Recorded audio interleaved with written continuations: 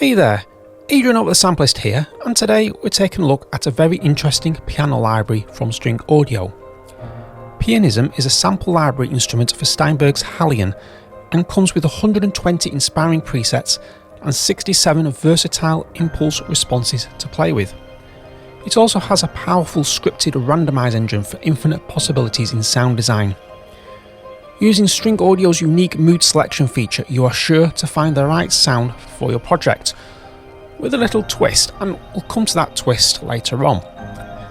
You will need HALion Sonic 7 or HALion 7 versions 7.010 or above.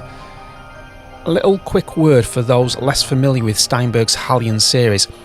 HALion Sonic 7 is a free product that you can download from Steinberg. It's sort of akin to the Contact player.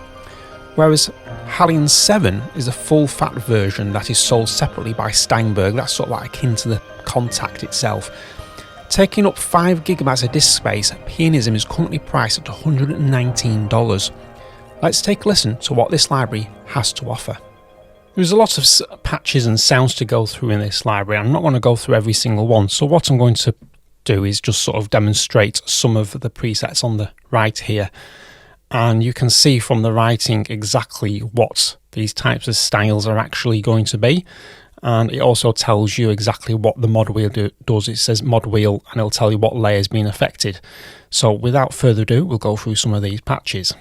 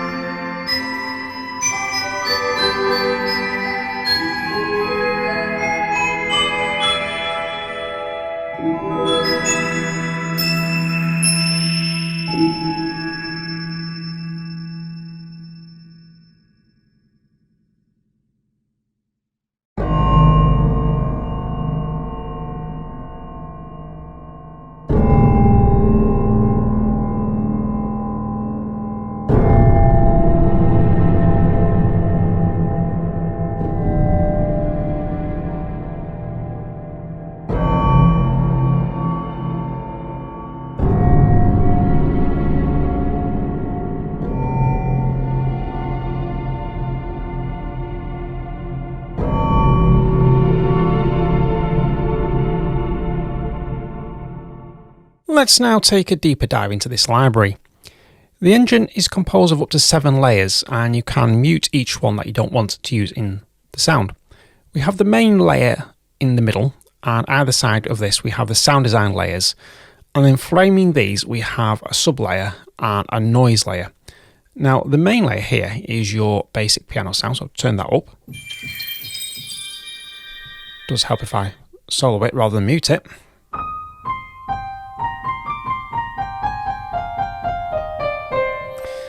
So what happens then with these other sound layers, it gives you sort of like a 3D type of sound stage to design. So each one gives you something slightly different in the movement. So if I just do a couple of these. Now you can change that by just clicking on the letter B3 there and change it to B14. I'll just turn it up a bit higher. Change this one, say to A9. I'll solo this one and take that one out. I'll just turn that up so you can hear it a bit more. So straight away you've got wonderful ways of sort of just shaping your design, shaping your sound. We'll just listen to something from this D series here.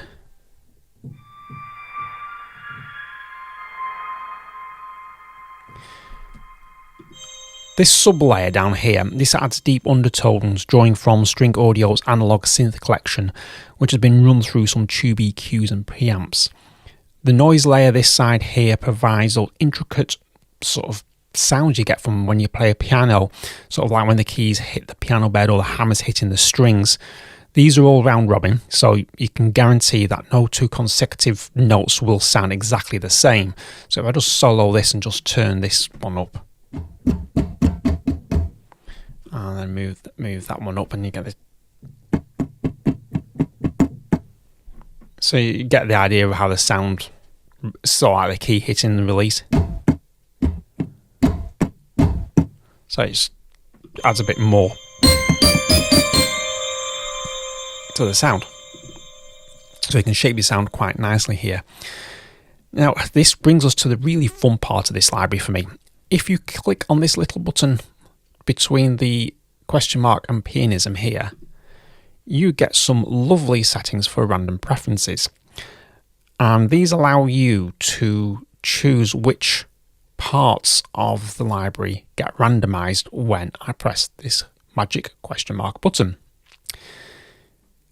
Down here you can also helpfully sort of guide the mood of how this randomization works using String Audio's unique naming architecture.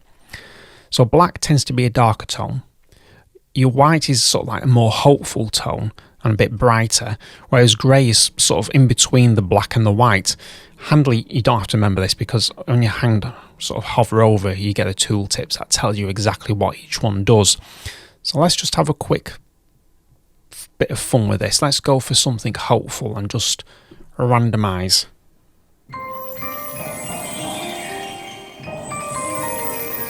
And press it again. Let's go for something grey and press it.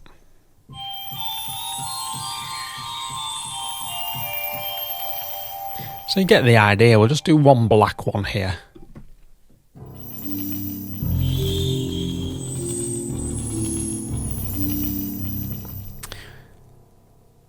just reload the sound up, and there we go. And then we can add some EQ to shape the sound. To get to the EQ, you got two buttons underneath these letters here, and you just press the right one and brings up my EQ.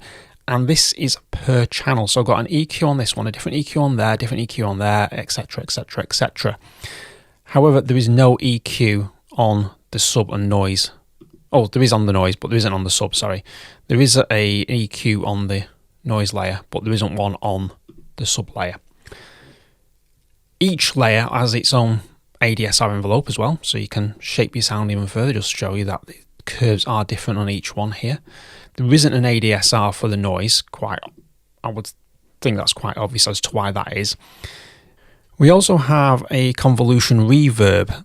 These are the same ones that you features in String Audio's contact libraries, and you can get to those by clicking on down here, String Audio, and you can choose your type of convolution in here. So you've got feedback.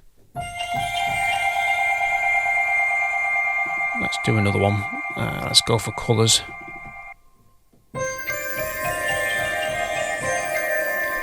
You can also apply a filter to the sound as well, and if we just press that button, it handily comes up with a tooltip, and you can then just use the XY pad to play around with the filter. So that's like the cutoff is closed. If I bring it to the right, it's more open. You also have a distortion section sort of here, so you can have a tube drive hard clip. So I can change the amount of distortion by just moving the slider here.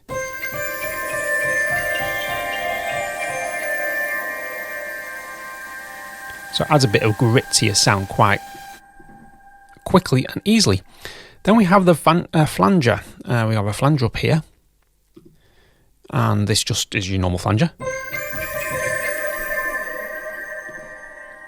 We also have a frequency shifter. This effect, this is quite interesting because it's not like your normal pitch shifters in that it alters sort of pitches. This actually alters the harmonic relationships between the sounds. So the larger the frequency, we just turn this. And I want to turn this frequency now. So the harmonic quality actually changes and becomes quite unharmonic. Now I'll turn that off now. Finally, we have the delay section down here. This is just your usual delay things where you can have different styles. You got your cross delay, stereo delay, ping pong. You can change your time and the amount of feedback. So if I just move that line like over there.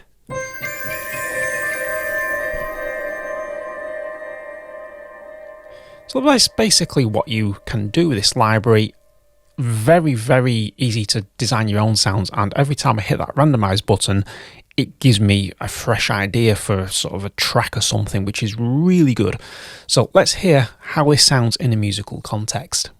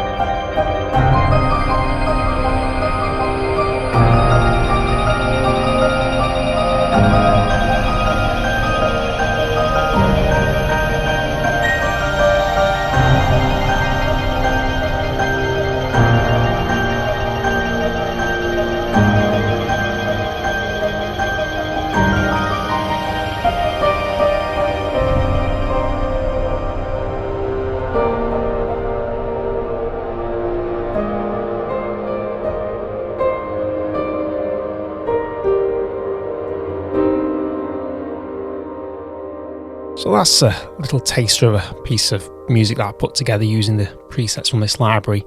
Just to show what presets I actually used, I just labelled these tracks accordingly here, and all I've done is just basically used what's from this library. I've tweaked none of these presets, none of these are randomised or any extra effects. What you hear is literally what this library produces. So on the first channel, this is the sort of bit that kicked the whole idea off, is this repeating riff. And what I've done is I repeat it once and then I go on to something else, which is like the same type again, and then a type of repeating riff, but moved up a step. And I do that twice and then go back to the original. So what I'll do is I'll play you the second rendition going into the third.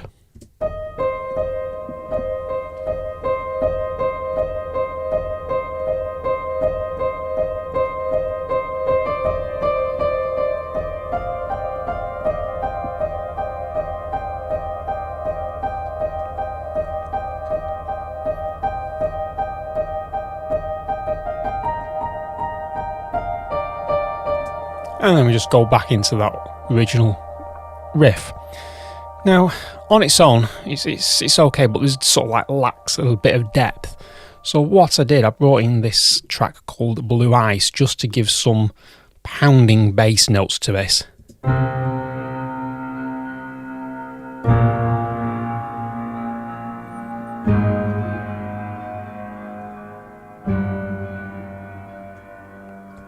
And that basically goes throughout the track, and we are, I think if I remember rightly, we're in D minor here.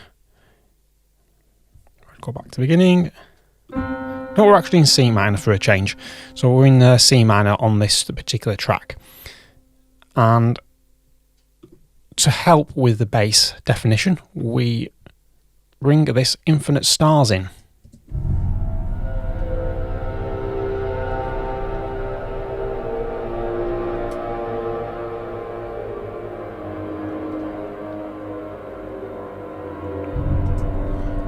Now, if I couple these together, what we end up with is a very defined piano sound, but with a slight cinematic twist.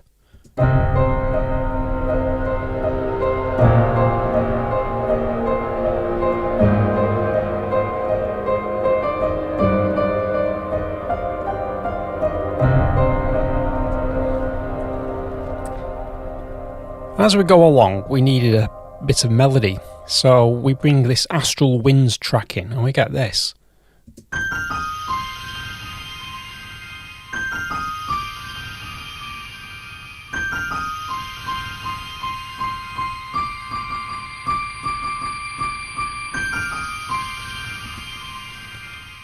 And then further on we get a little bit more sort of funky with a lot of 16th notes coming in.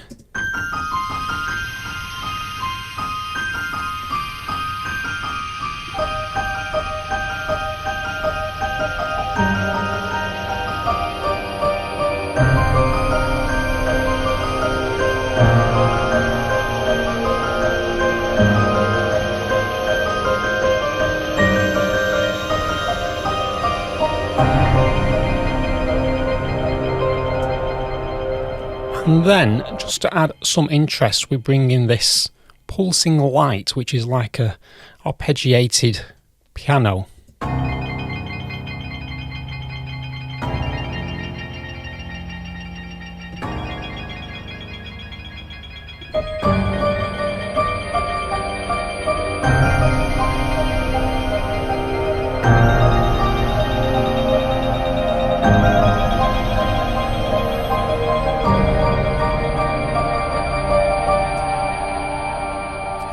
And on top of this, what I needed to do is to introduce each particular part. I brought this preset Obscured Fury in, and it's sort of, well, here we go. I'll play and you'll see what I mean. It sort of like brings a nice introduction to each sort of section.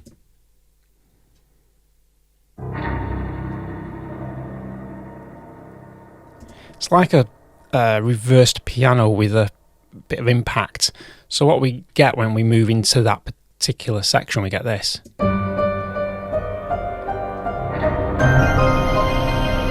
So it nicely pulls you into the next section, and if I bring it in here, we get this.